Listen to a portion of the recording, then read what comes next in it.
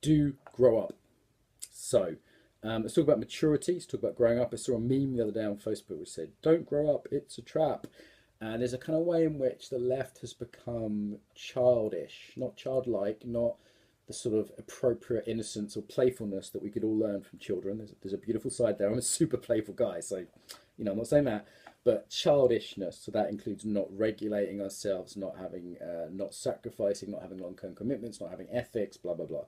Yeah. So being childish is not a good thing, and I increasingly see it celebrated in our culture. I see businessmen getting really, 50-year-old businessmen getting really pissed in Brighton in the high street. I just think, guys, grow up.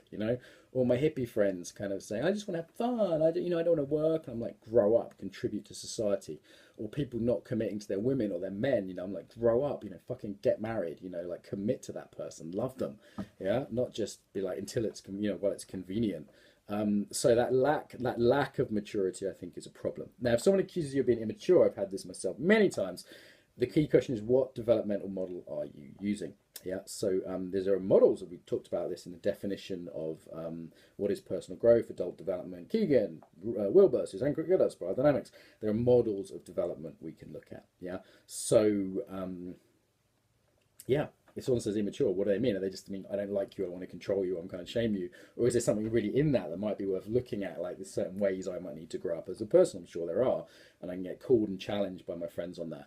But not just celebrating childishness. It doesn't mean, as some sort of old school conservatives might, throwing out the sort of play side, the baby with the bathwater. I think we need to challenge this culture of immaturity around addictive issues, around short-term gratification, around not contributing to society. It's just kind of pathetic, if you ask me, and actually committing to maturing and what that means. We all know what that means.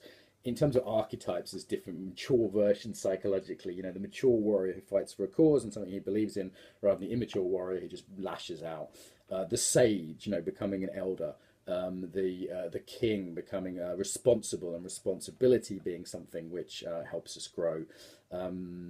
Yeah, so I think there's a lot in this in terms of an exercise. Maybe make a list of the ways you see other people and yourself critically be childish. What does that mean to you? I think is a good exercise to examine that. How would you know you were being more mature? What would that look like? And maturity is a good thing, right? An oak is better than an acorn. Now, in one sense, yeah, they're both beautiful, but one's a mature expression of the other. Surely we want to mature, right? Like one of the main reasons I want children in my life with my wife in the future is because I think that's part of maturing. That's just part of the full expression of being a man in the world, being a human and contributing through that to the next generation, for yourself to the next generation and onwards. So yeah, maturity, do some reflection on that, maybe have a look at where that shows up for you and where you yourself have some immaturity. I know I have a lot to learn on this one personally.